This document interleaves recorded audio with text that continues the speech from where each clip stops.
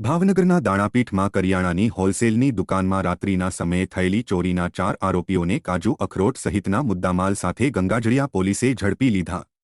દાણાપીઠમાં કરિયાણાની હોલસેલની દુકાનમાં રાત્રિના સમયે કાજુ અખરોટ સહિત ₹55,050ની ચોરી થઈ હોવાની ફરિયાદ ગંગાજળિયા પોલીસ સ્ટેશનમાં નોંધાઈ હતી, જેના પગલે ચોરીનો ભેદ ઉકેલવા પોલીસે ચક્રો ગતિમાન કરીને જીશાન ઉર્ફે જીસ્લો પરવેઝભાઈ મુલતાની,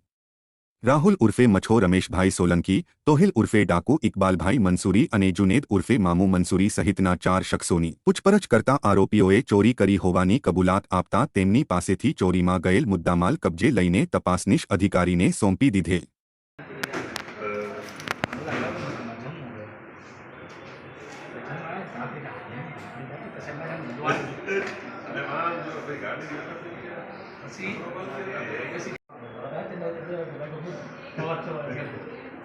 તો જો ભાઈ